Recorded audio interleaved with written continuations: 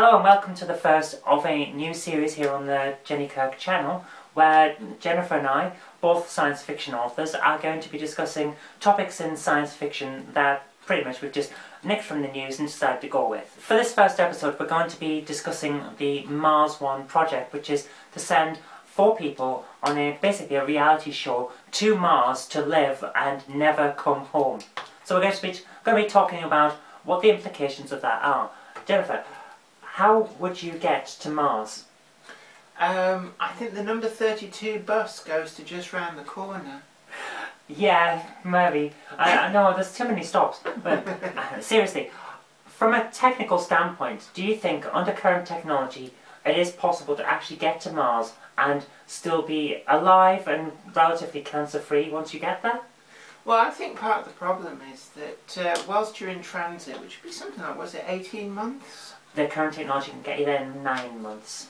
Yeah, I know, but the difference between the two is, can you withstand the G-forces, and do you have enough fuel to do the speedier? Well, that's it. I think probably we do have the ability to get there within 9 months, like they're saying. My issue is the radiation, and yeah, that's going to be a big problem, I think, for the Mars probe.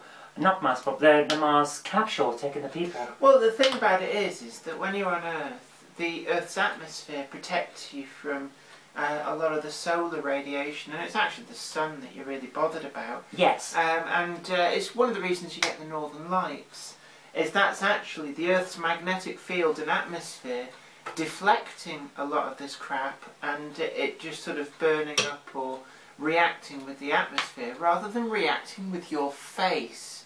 Yeah. When you're in space, the problem is that you don't have any of that protection. You have to basically take your protection with you. Yeah, that's a good question. How can you do that? Because I know that the majority of it's going to be gamma radiation, which we can't stop on Earth. So you are actually getting hit by gamma radiation as you watch this. Don't scare people. I'm not. What I'm saying is... It's alright, kids. It normally just passes straight through you. Yes. Gamma radiation is basically photons. It's high energy photons. It's like a radio wave on a very high frequency. And it just passes through. So gamma radiation is not a massive concern. Well, yes, we've developed, as a species, we've evolved to withstand it, essentially. Yeah, I mean, it's like being worried about radio waves. They're passing through you all the time. Yeah, but they're also reading your mind, man. Yeah, the CIA can read your mind. But what have I told you about not wearing your tinfoil hat? Tinfoil focuses the rays. It makes it easier for them to see you. Alright, well... We may have been joking about that. The problem that we've got when you're outside the atmosphere, to get back to the topic, is that it's beta radiation. That's the problem, isn't it? Yeah, being hit by basically high velocity electrons. The high energy electrons, basically that's going to charge and ionize parts of the body if it hits. Well, the problem is that it either tries to combine with the atoms in the cells in your body, or alternatively it knocks out other electrons. It basically causes you to decay. It basically causes mutations. But the problem with it is, like I was saying before, you have to basically take your own shielding with you. But if you're going into space, weight is critical. Yes. So it's not like you just hump up there a few thousand tons of lead just to shield yourself. It's not going to work. No. And it's interesting actually, I think it's the Kim Stanley Robinson Mars trilogy books, one of the ways he talks about is actually, well, there's a 2-stage method of protecting the astronauts in transit from solar radiation. Okay. And that is firstly a magnetic screening, and it's a bit like how the Earth's magnetic field works to give you the northern lights. It will deflect those particles. Because they're charged, you can deflect them with a magnetic field to some extent. So you have a capsule that is surrounded by a magnetic field, but then also, because you've got to carry things like water with you, water's very good at stopping radiation because of the way that the water molecules provide a barrier. So any water that you have to carry with you, why not put that effectively around your shelter room? So effectively you're sheltering in a barrel of water. You're in a barrel inside the barrel of water, as it were. And that's how they do it in that. I mean, it's not perfect. It's not as good a protection as it would be here on Earth, but it's better than nothing. And let's remember that the human body can withstand a reasonable amount of radiation, so it doesn't have to be perfect to be able to get that. Otherwise you die from radiation poisoning every time you looked at a luminous watch dial. Or had an X-ray, I think, or something like that. So, what we're saying is, basically, it is possible under current technology to get that, in theory. Yeah, I mean, to talk a little bit more about the solar radiation, the other thing as well is there's no advance warning of solar flares, they just happen. And if you were on the ship going to Mars, the big problem is that people on Earth would see the sunspot, but by the time the radio message got to you, you'd have something like a few minutes warning. That's the only warning you're going to get. I mean, you can go in a period where there's traditionally lower sunspot activity, but you can't remove that risk entirely. Yes, because we still can't predict it entirely, so that is going to be a risk. So it's risk either way, basically, is what we're saying. Yes. Okay, so let's just suggest that they do manage to get there and that they manage to land safely, which is no guarantee, because as we've seen from Beagle and things like that... Hey, they found Beagle, you know that? They found it, yes, but it didn't work because it landed wrong. Well, no, what they reckon is that there was a problem with the Petal Deployment of things like its solar panels, because they've photographed it from space, which I think is amazing that they've tracked down that object from space. And what they can see is it started the deployment of its things like its solar panels, but hasn't completed. It's stalled out halfway through for whatever reason. Oh. So the probe itself, if you went out there and gave it a good kick, you could probably get it working. Well, perhaps that's one thing that the Mars people can do when they get there. There's your job, go and kick that probe over there. Yeah, they could go and change the batteries on Viking as well. Take some AAA batteries with them. It'll give them something to do. Yeah. So let's assume that they can get there and that they do manage to land, which, as we say, isn't totally guaranteed. So what can they do then when they get there? Because my concern after they got there is, okay, you've got the ability to build the base, sure. What do you do then? Because they're going to have to grow food. They're talking on the website and the project website about taking tons and tons of food with them. Well, that's very nice. You can take tons and tons of food. It'll keep you going for a while. You've still got to get crops that will grow on Mars. I mean, the thing is that I remember reading somewhere that the amount of food that the average human being consumes within their lifetime equates in weight to the weight of your house. Can you imagine what your house actually weighs? Actually, it might not have been. It might have been the volume of a house if you had it all in tins. My goodness. And that's a lot. I mean, how many people are going? 4. Well, yeah. So it's like 4 houses. You can't carry that kind of food. So unless you're going to grow it whilst you're there, or somehow send them more, they'll die of malnutrition and starvation long before they die of old age. You could send them more, but that's no good. That's expensive, and to be honest, when you could grow stuff with hydroponics, it seems rather a stupid way of doing it. Okay, let's talk about hydroponics. Can you explain briefly for anyone who doesn't know what that is? It's basically growing plants under a very controlled situation. So instead of planting them in soil, they're held in almost like you could say like a vat of nutrients. So the roots, there's no soil amongst the roots, but they're dipped into this nutrient bath. And it means that they can get all the nutrients they need as fast as they could possibly need, but in the minimum of space and effort. You're basically cutting out the middleman. It's an interesting idea. And you have to grow them under UV lights, artificial light, because again, once you get to Mars, you have the same problem that you had in transit. Mars doesn't have anywhere like the amount of atmosphere that you have on Earth. So it doesn't have the same protection that you would have on Earth from solar radiation. So what you'd have to do is, you couldn't just build a big greenhouse and put them in, because your plants would get irradiated by radiation just in the same way that you would if you stood in them. I was having a think the other day that the best possible crops that you could take to get any chance of growing on Mars would be high altitude crops, stuff that grows on mountains, things like that. because of the conditions that are on Mars. Because Mars isn't even in the Goldilocks zone, is it? I think it just is on the very edge. Right. The Goldilocks zone, for anyone who doesn't know, is the region of space in basically the radius from the Sun where the Sun isn't too hot and isn't too cold. It's just right. So basically Goldilocks and the Three Bears. The Earth is right in the middle of the Goldilocks zone. Venus is just outside it on the too hot side. And Mars, apparently according to Jen, is just inside the Goldilocks zone, going toward the too cold side. The problem with Mars is the lack of atmosphere. Yes. If Mars had an atmosphere, it would be fine. Yes. So it might be in the zone, but it's not. It's still not conducive. It's potentially habitable. And I mean, I think that's one of the reasons we're going there, because you wouldn't really want to go to Venus.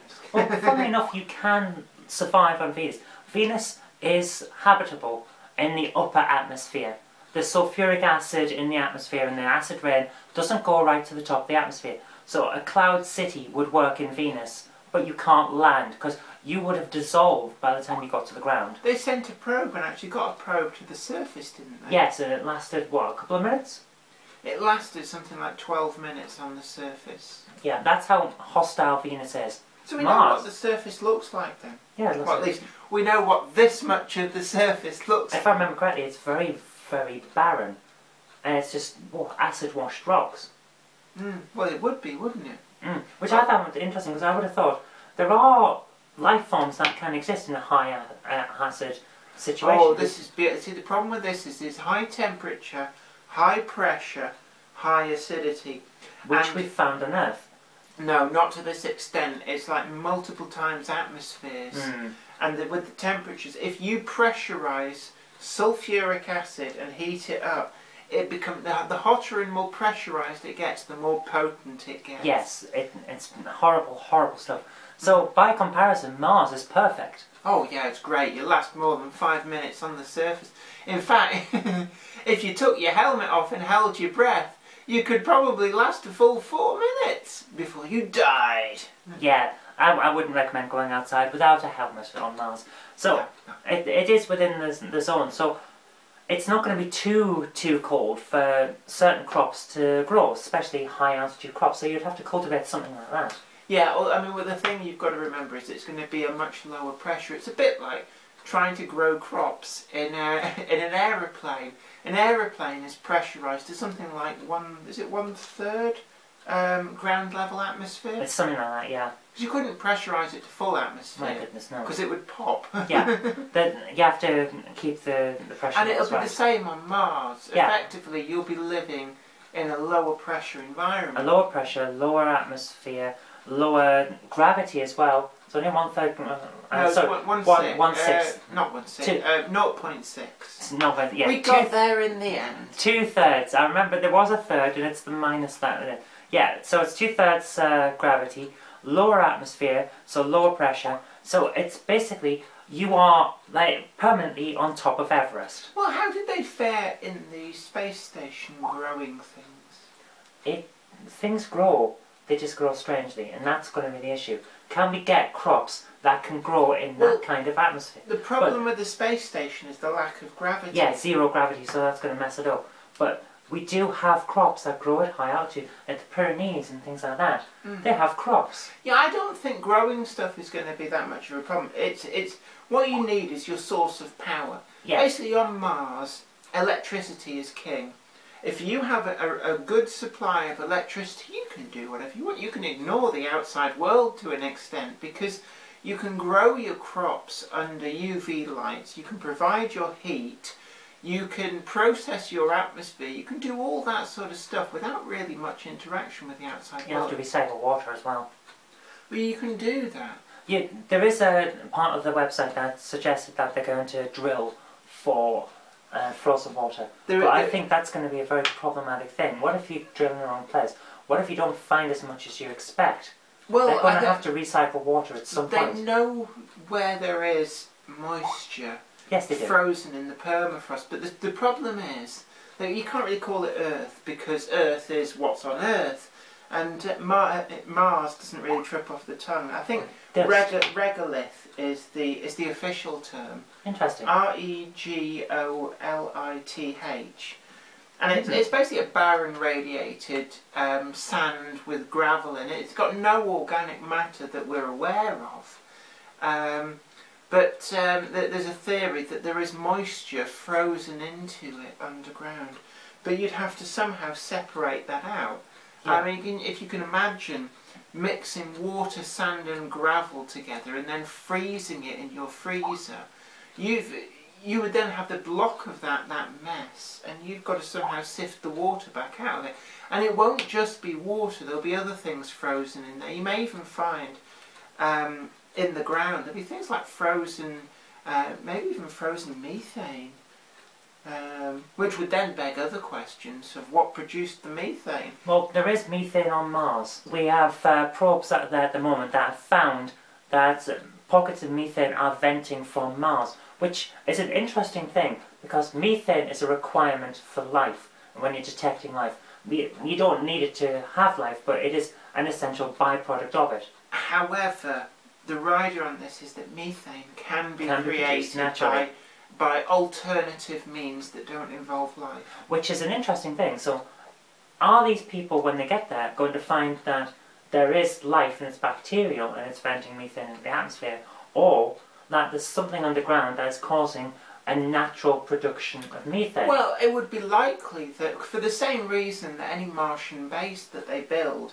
the best way to build it would be to dig deep trenches, drop in your probably prefabricated, pre-dropped modules, yep, and then bury it back over with the soil to provide you with protection from the radiation.